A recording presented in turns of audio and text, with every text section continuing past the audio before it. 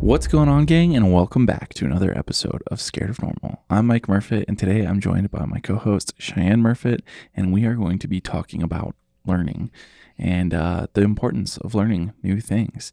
And, you know, we want you to kind of take away from this that anything is possible and you can learn anything you want. And there are so many different directions that you can take to accomplish the goal of learning. I love it. I'm so excited. And we wanted to start out our episode today with kind of giving you our goal with this episode. And we really want to just take the time to chat about this, and hopefully you leave feeling inspired to go out there and learn a new skill and to know that you can do it just by taking one more step in the right direction. So we're really excited to get into this. Yeah. So, you know, whether you're setting out to learn a new skill that's going to help you start a business, or something along the lines of it being involved in a sport or a creative outlet or a new hobby, you know, the possibilities really are endless, and you can really just start by doing something small today. And that's, you know, really what we're going to kind of talk about and dig into here. And I guess, you know, the best part to start with this is really establishing, right, like what kind of learner you are. We were talking about this before we started, and like for myself, like I feel like I'm kind of a hybrid of a couple different types of learning, but let's talk about those different types of learning. And Cheyenne used to be a teacher, so this is probably something that you taught to your elementary school students, right? It totally is. It's something that I used literally every day. So I feel like I'm in my zone right now talking about learning. We're about to get educated, guys. We're going for it. So there's 3 different types of learners.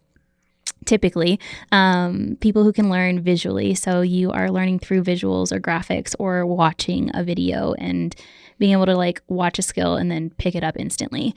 Auditory learners, they learn through listening. So that's, I mean, if you are an auditory learner, then you probably thrived in college during those long lectures. And you're able to pick it up just through listening to somebody talk about it. And then there's kinesthetic learners, who are people who are going to learn through experiences and actually doing the process of the skill, or the act of whatever it is that you are trying to learn. So when we break it down like that, which one do you think you are? Personally, I think I'm kind of a mix between the visual and the kinesthetic. I feel like I can really like watch somebody do something, but I can't really, like, I can see what they're doing, but until I like actually do it with my own hands or my own body, then I'm not able to actually fully grasp that. So that's where I like kind of come back to like the hybrid learner. But when it comes to like an auditory learning environment, I am absolutely terrible. Like in school or just anything of the sort, like when people are talking to me, it goes in one ear, out the other. Like it doesn't process for me. What about you?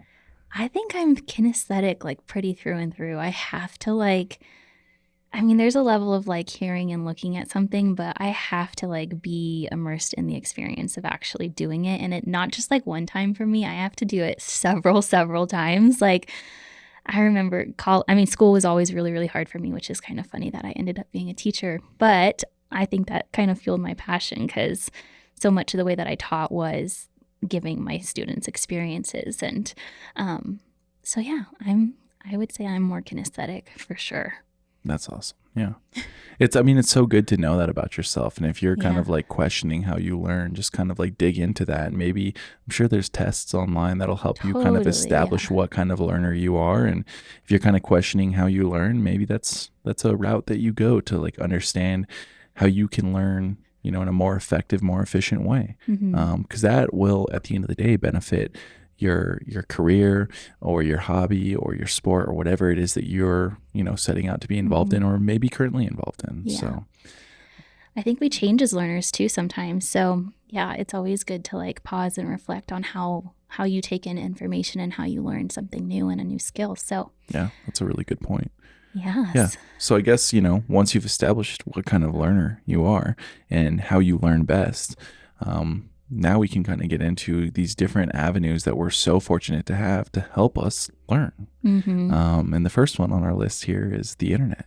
Oh my gosh. Like, think about a wild time. what it's like to not have the internet, right? Like, it's so crazy to think about that. And like, our generation, we're millennials, so we're both 30 years old, and we're kind of on that cusp of living when there wasn't really great internet, and then we have what we have now. And like, I've told this story recently, but I remember being in high school, my freshman year of high school, and like, we had computers, but like what you could find on the internet was like, you had to really know what you were searching for. So most of the time, like when we were doing reports, we had to use encyclopedias and books in the library. Dude, I remember my parents had a whole encyclopedia set, and this was more for me in middle school, but I literally remember every time I had an assignment, I'd go to the shelf and I'd have to look up on the encyclopedia and find which book had the topic that I needed, and I'd have to sit there and read all of these pages of a book just to get information on like a animal or something. Like, but it's so bizarre, right? Like we have literally almost every bit of information that has ever been known at our fingertips. In fact, it's literally in our pocket every single day. Like we have a vessel in our pocket that can teach us anything. And so using the internet is such a fascinating and awesome place to start when it comes to learning anything. And I think, I want to give the example of like this podcast, for example. Like this podcast is a result of a lot of Googling, because when we started thinking about like, okay, we want to do a podcast, the biggest thing was like, we want it to be decent enough quality audio wise to where people didn't turn it off because there was like noise in the background or crackling audio or voices and all the stuff that, you find when somebody starts a podcast. So, I spent probably 2 or 3 weeks just really digging into what kind of equipment we get for starters. Okay, the equipment shows up. How do you use this equipment? Oh, we have to use this, Adobe software. Okay, how does this Adobe software integrate with the equipment? All right, now we have this room and there's an echo in the room. How do we soundproof the room? And it's like all these things. And it's like, like I feel like over the last few years, especially, I've become so addicted to that learning process. And like, it almost plagues me sometimes to where like I get too involved in a process of like, I want this to be as good as it can be. And like, I'm going to research it to no end to see how we can do that. But like, again, that's the beauty of the internet. You can learn anything. And like, especially like I like to use this podcast as an example because it is something that is continuing to evolve. Like, I feel like every episode we are getting a little better about how it flows, how it's formatted. The sound gets a little better every time. And like, we're fortunate, again, because we have the internet, but we also have an awesome network of people who are tuned in, and they've said like, hey, giving, little bits and pieces of feedback here and there. And it's like, that's another big piece of learning is, taking feedback and kind of processing it and saying, okay, how can we use this to benefit this for a greater sum? So. Yeah. I love the example of the podcast because the podcast isn't even a year old yet. Like, this is still something that is so new to you and so new to us. And you started the podcast when you were 29 years old. Like, and I think that that's a big underlying theme here in this chat that we're having today is like, you're never like too old to learn something new. And we're really, really hoping that you feel inspired to go out and learn something new. That was like a thought that I had not that long ago, was like, when was the last time that I like pushed myself to like learn something new, learn something that I didn't know what to do, like learn a new skill. And it's like, whoa, like actively seeking out learning something that you feel like maybe you might be passionate about, or that maybe like will spark a little bit of joy for you in your life. You have to be super intentional about that. So I want to build on that too. Like, it doesn't also have to be like learning something new.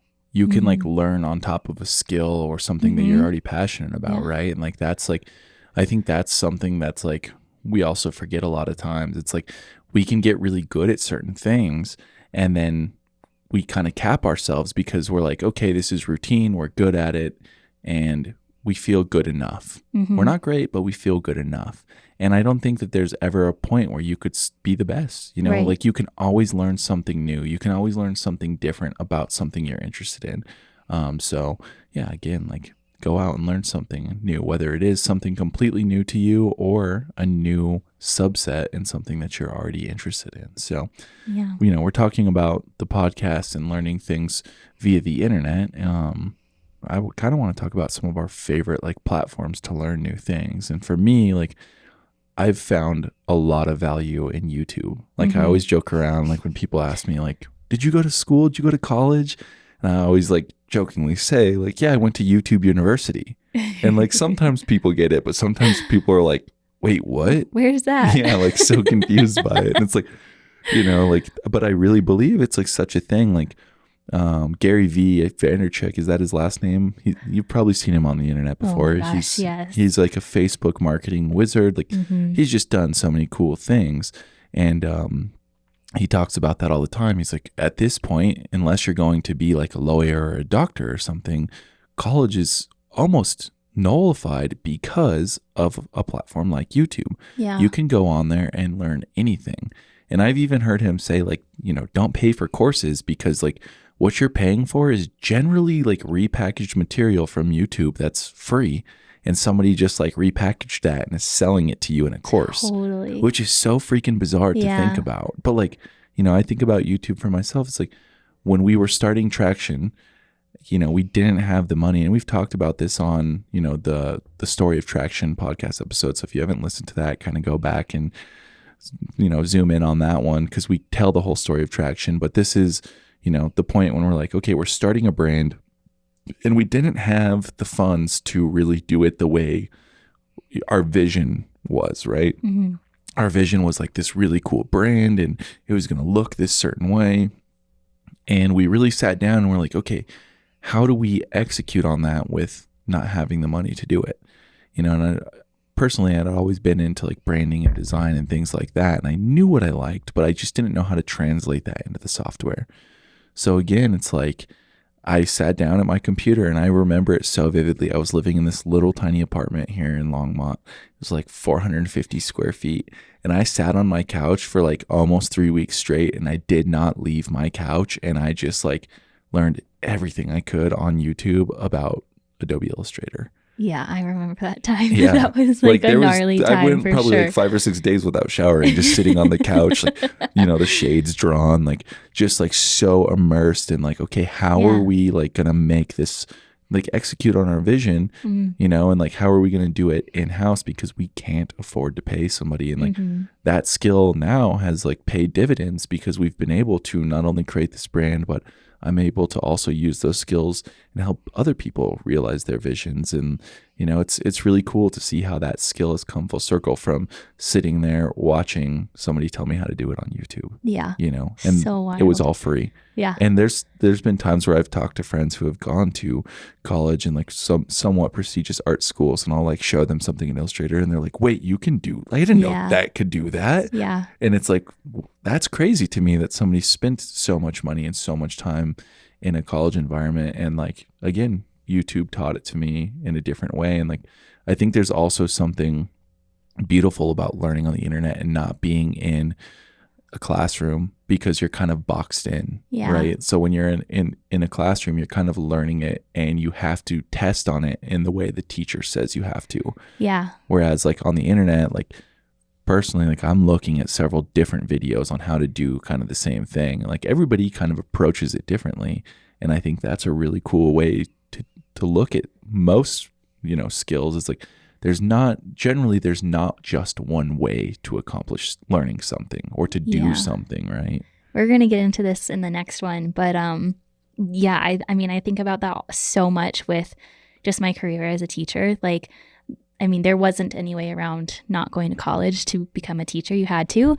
But I swear, the most I ever learned was actually getting myself into a classroom, like actually being in there with kids and like being just like thrown into it. Like I tell people all the time, like, I don't think I actually applied anything that I really learned in college to me, like actually being a teacher. So do you think, this is a question, do you think that's because you're a kinesthetic learner and you're not like an auditory learner? Because generally when you're in school, like you're not getting to do the hands-on stuff. So it totally could be part of that. But I think on the other end of it,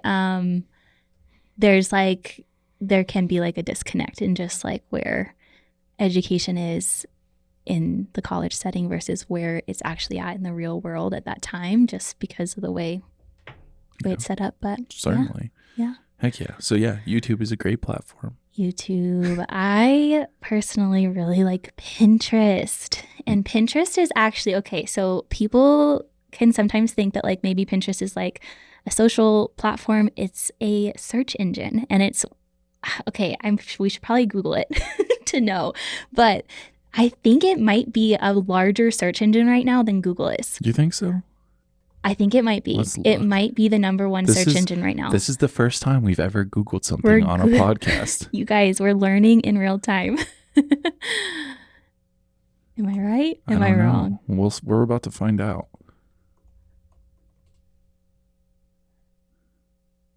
Google and Pinterest are two of the most popular search engines in the world. While they both offer a wide range of features, there are some, sorry, I'm just looking at the beginning here. They're similar in the way that they work, but they offer different outcomes, I guess, is kind of what they're going with. All right. But they are two of the largest in the world. I know. Pinterest itself is the 10th largest site on the internet, just site in general. Wow. Which is absolutely insane to think about. That's huge, dude. I mean, I would assume, I'm trying to dig through and find here, but I can't find it. But like, I would assume that Google is probably bigger because like I Google stuff and find it on Pinterest sometimes, right? Yeah. Like I use Google more than I use, like that's how I find everything. I guess, well, for me, I use Pinterest now. Yeah. Honestly, if I am looking for inspiration or if I'm looking for like just trying to learn something new, if I'm like, oh, I really want to try this in like creating a graphic or a design or whatever, I like run to Pinterest first.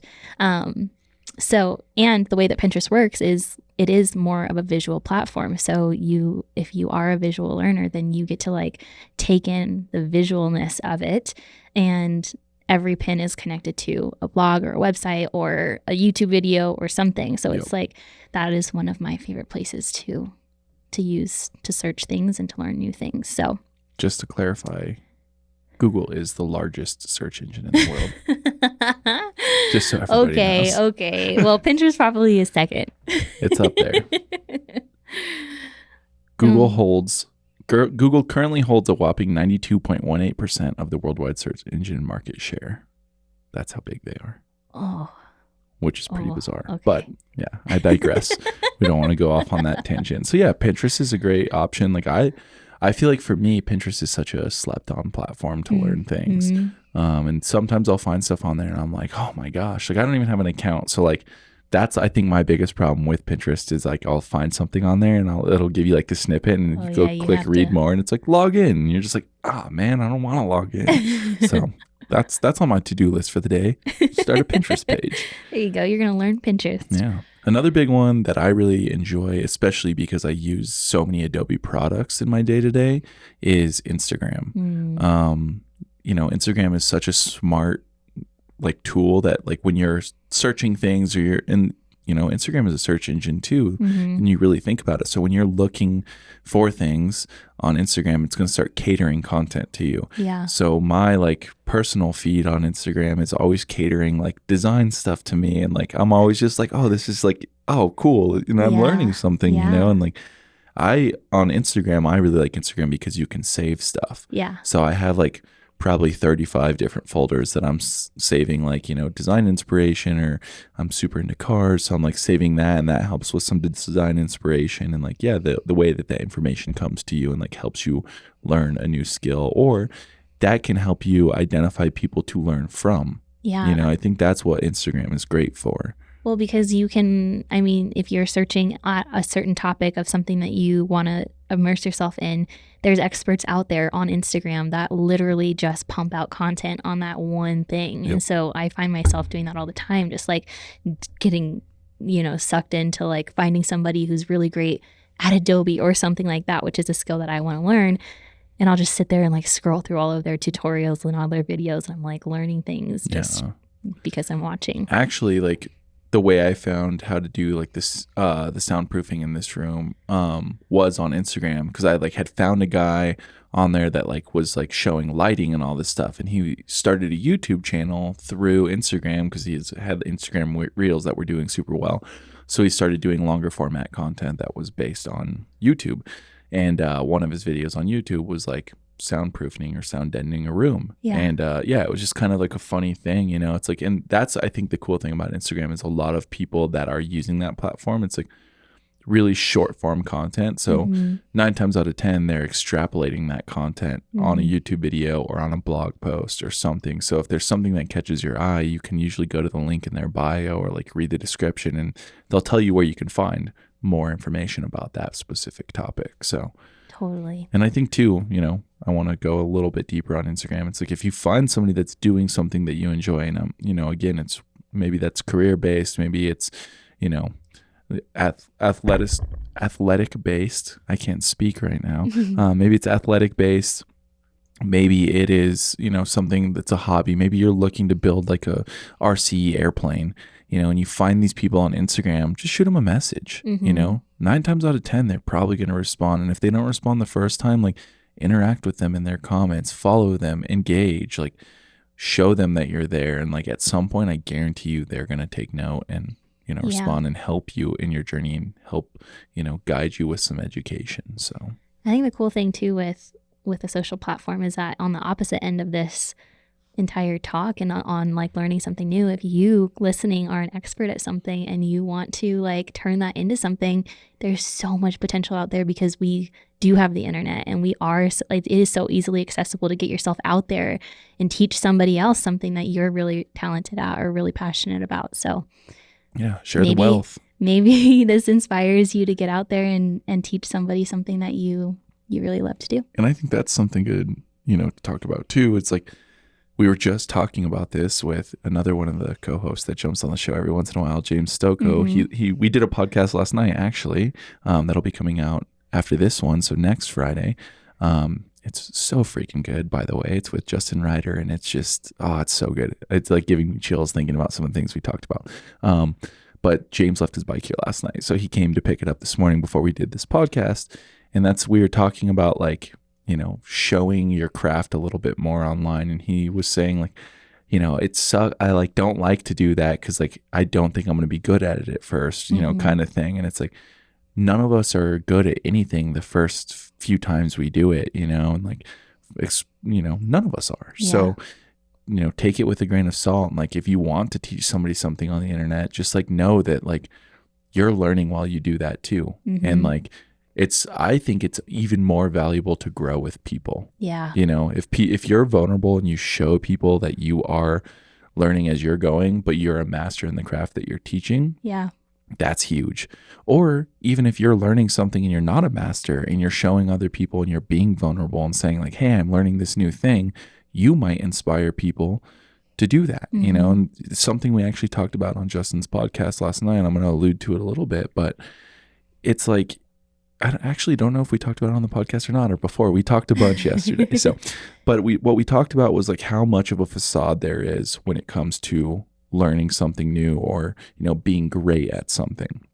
We never talk about all the things that go into being a master of your craft or a professional athlete or professional artist or musician or, you know, a CEO or a businessman. We don't talk about all the back work, you know, the leg work that goes into that. And a lot of that, because we don't talk about it because it is vulnerable and we don't want people to think that we weren't good.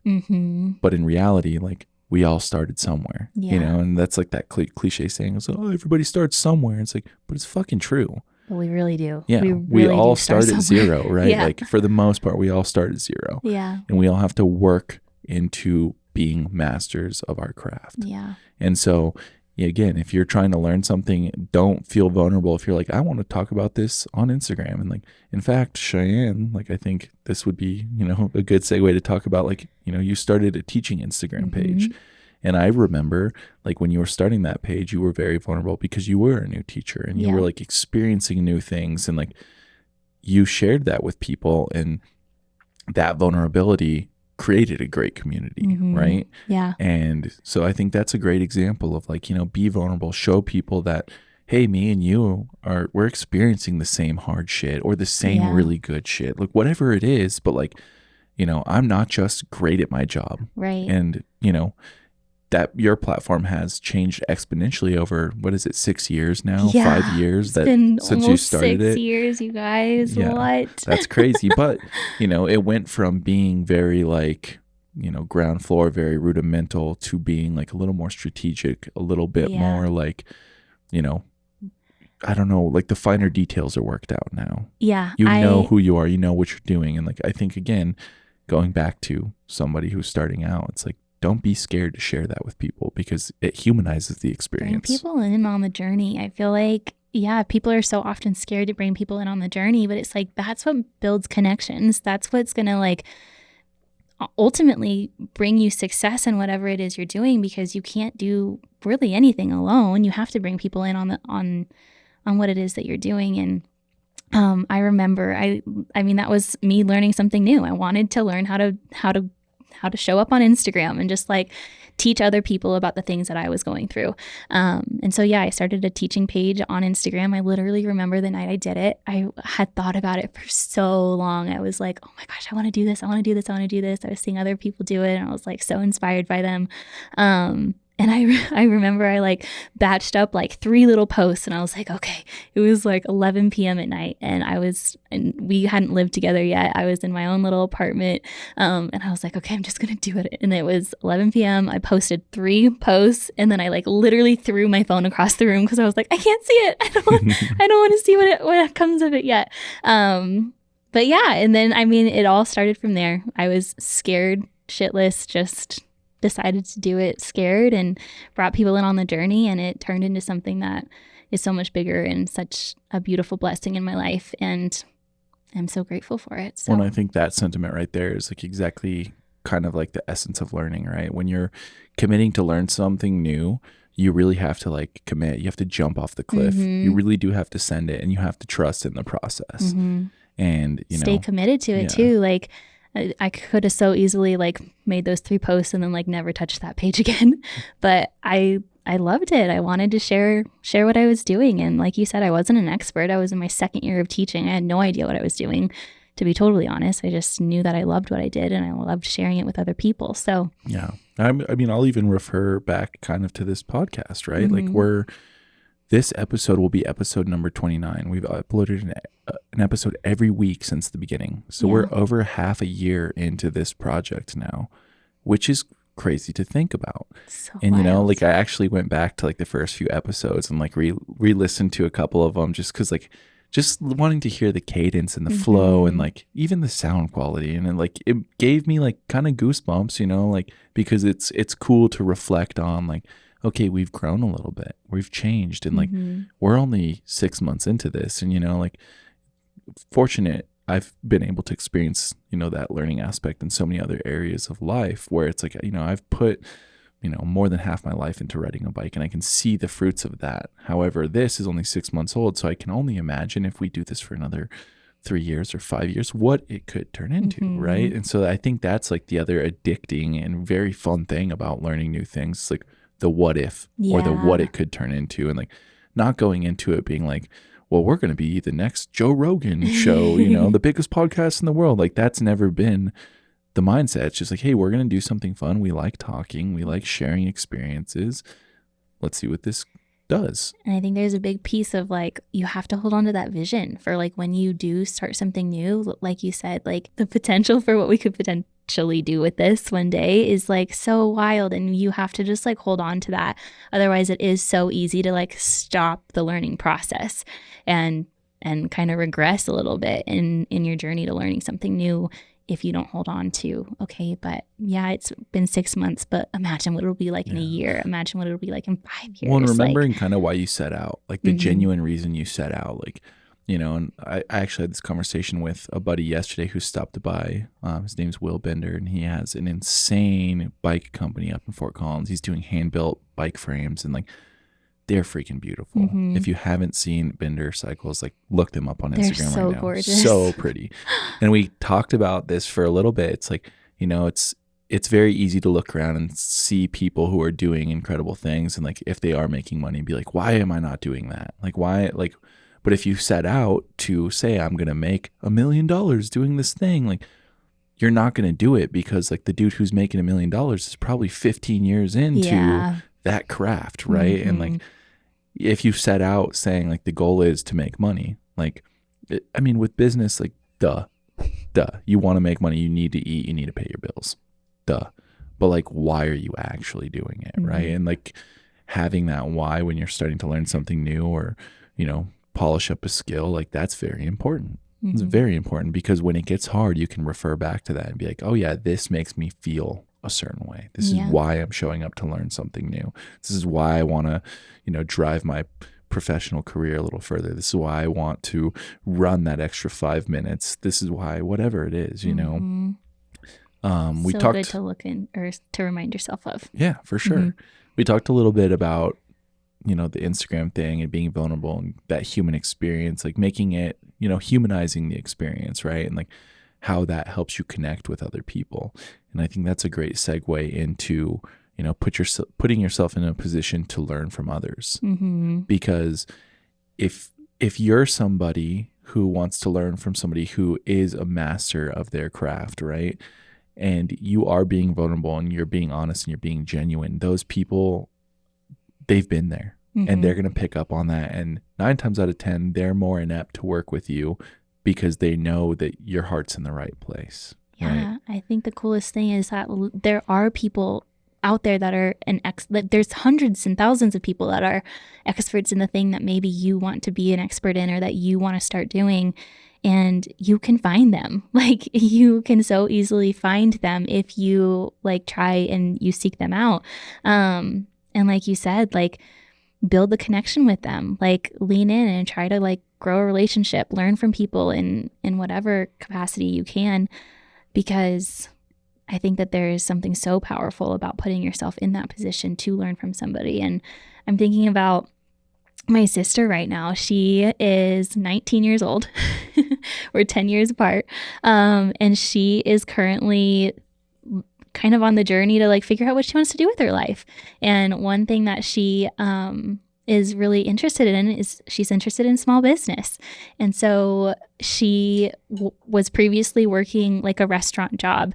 And she was like, you know what, like I really want to learn more about small business. Like I think that might be something that I'm interested in the future, is starting my own business or doing something in that realm. And so she asked for some advice, and I was like, dude, you gotta get into a small business. Go work with a small business. And so she did, and she quit her restaurant job. She went and she found a local small business that she was really inspired by.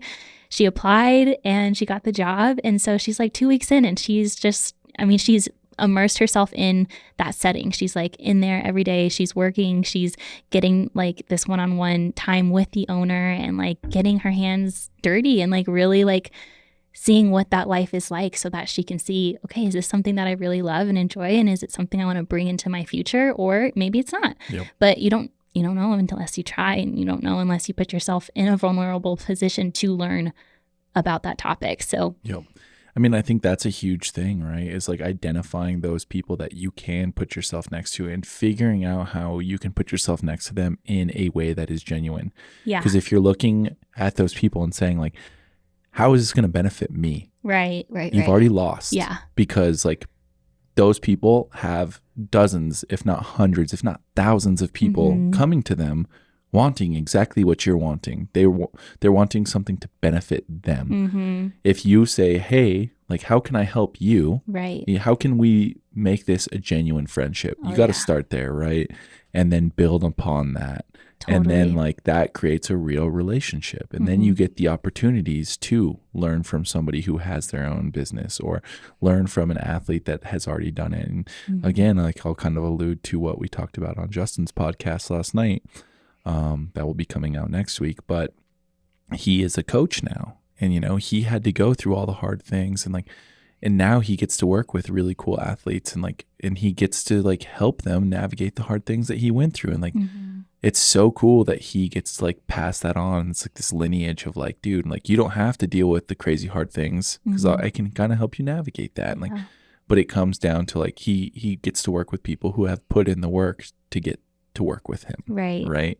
And I think it's just being aware of like, just because somebody doesn't give you the time of day right away, like you kind of got to earn respect, right? And like you've got to show people that like this is that you are being genuine and that you're not just looking for me, benefit me. Right. And Yeah. how can you like give back to those people, and like how can you help benefit them a little bit too? I think this is like probably we could do an entire podcast on this, but it really is about like building those connections and being genuine with the people that you are building friendships and relationships with.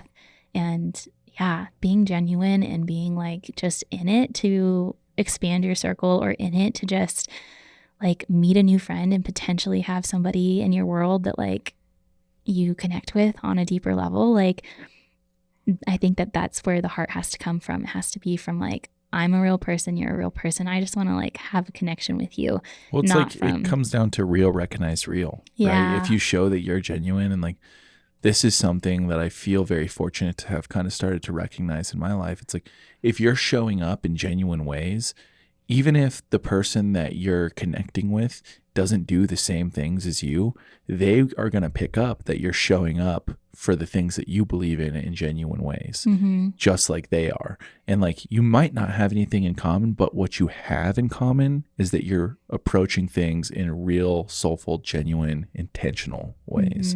And it's, you know, I think creating those relationships is a lot like learning. It takes time. It doesn't happen overnight. Like there's nothing any of us have ever learned that's been, you know, extremely beneficial to us that has happened instantly. Right. It's all taken time. You may accomplish something that you learned today very quickly, but there's building blocks that led up to you learning that new thing that helped you accomplish it today, right? Like it doesn't just happen. No. So think about relationships in that same way, especially for somebody that's going to help you learn a skill. Yeah. I think that's an important thing. Yep. And like you said, like if it is small business or whatever, like again, I'll go back to my personal life. I feel very fortunate because I got to grow up in a very entrepreneurial household. My grandpa owned a business that I essentially grew up in. My dad worked there, and then my dad went on to start his own business, and I got to help out in there. And like, you know, not a lot of people are fortunate enough to get to grow up in environments like that are entrepreneurial. So if that's something you want to do, seek those people out that you can connect with, and like go see and get your hands dirty and like experience it, you know? Yeah. And I think that, you know, if maybe it's something that's like not even career based or career driven, maybe it's just like a passion project for you, or something that like you've been inspired by, or like a craft of, you know, I'm even thinking like, okay, I'm going to put this out there. So now I have to like probably learn it, but I've told you about it. But one of my favorite places to shop is Free People. And they have always got these very beautiful, like in store designs and just very like elaborate, like showcases for their like stores. And one of the things that they did recently was they took coffee bags, like from like the burlap bag, like pre-roasted bags, unroasted. Yeah. So basically, yeah. So if you're unfamiliar with how like roasters get coffee, like how we get coffee, it comes from origin, like the farm. So we'll use like Colombia, for example. The farmers like, you know, produce the coffee, or they harvest produce, and we get the green coffee, the unroasted coffee, in a burlap bag. So this is the bag that Cheyenne is referencing. So they're big bags too. They're like, I don't know, probably like 3 feet tall by 2 feet. They hold or something. 150 pounds of coffee for reference. So yes. They're big. So they're these big burlap bags, and they embroidered them with like the most beautiful designs. And then they like stuck those up on their wall as part of their like design in their store. And I was like, oh my God, that is so beautiful and so cool. And my husband owns a coffee company, so like I've got access to these bags.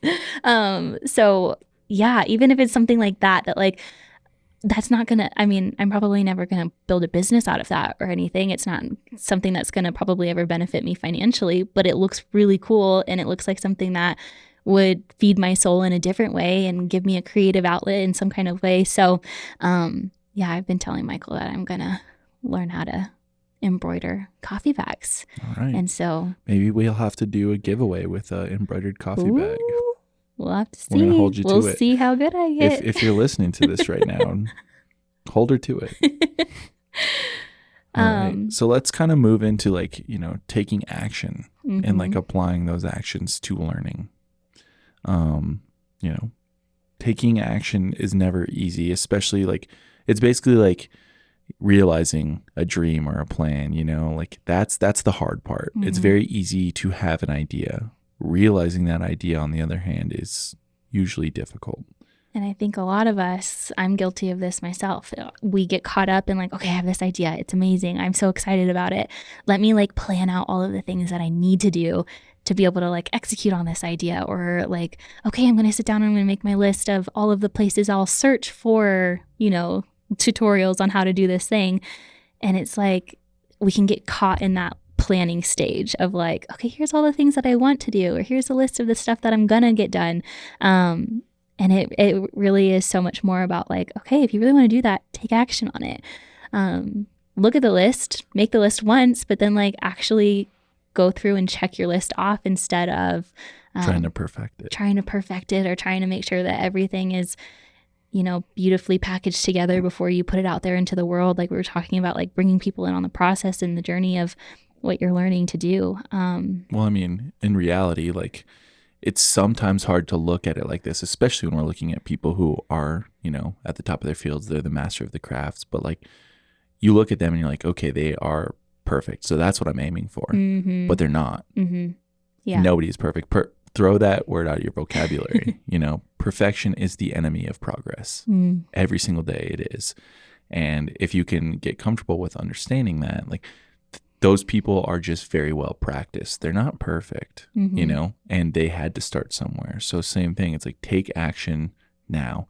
Not saying like, don't be intentional, don't plan, but like, don't overplan. Don't try and over perfect something, right?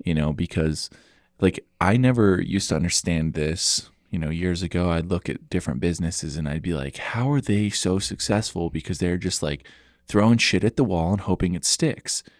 And there is beauty in that, like, obviously, like we've talked about it on episodes previously, like, you gotta put down like the formula, and you gotta put down the variables, and you gotta like be aware of what you're changing here and there.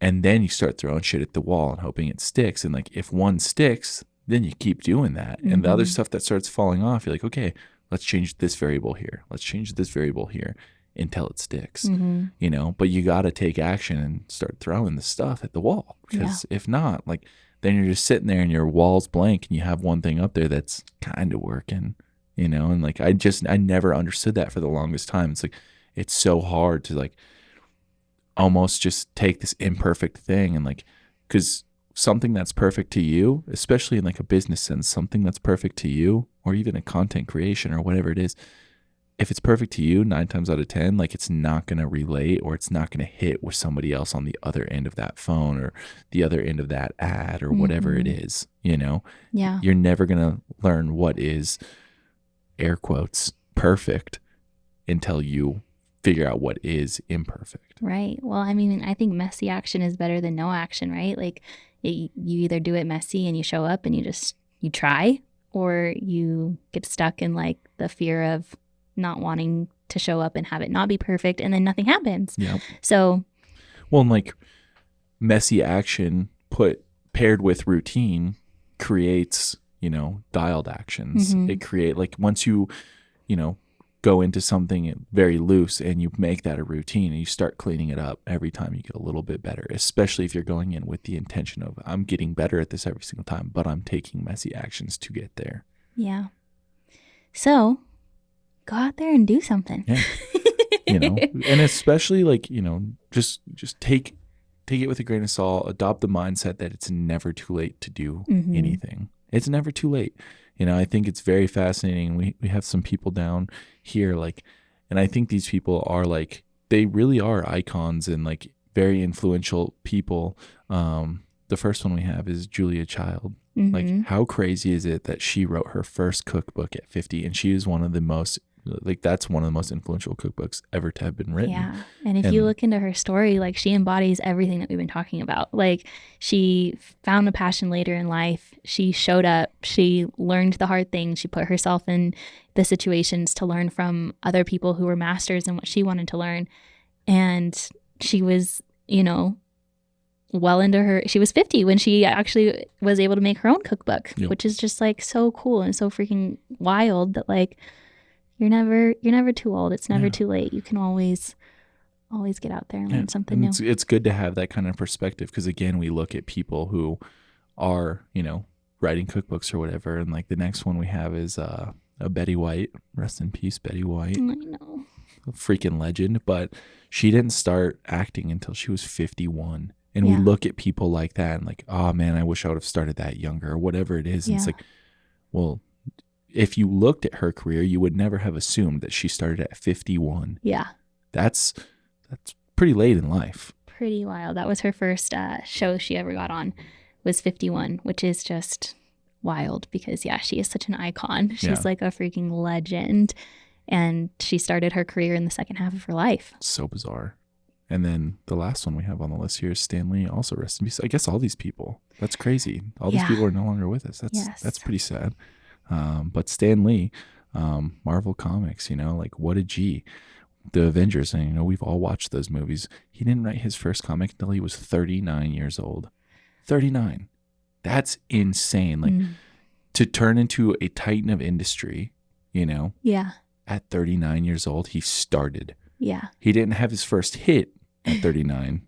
He started at 39. And that was like when he made the comic book. Like it wasn't a movie. No. It wasn't a hit. It didn't have a following. It didn't have anything yet. It was just his first comic was published when he was 39. Yeah. Wow. It's pretty bizarre.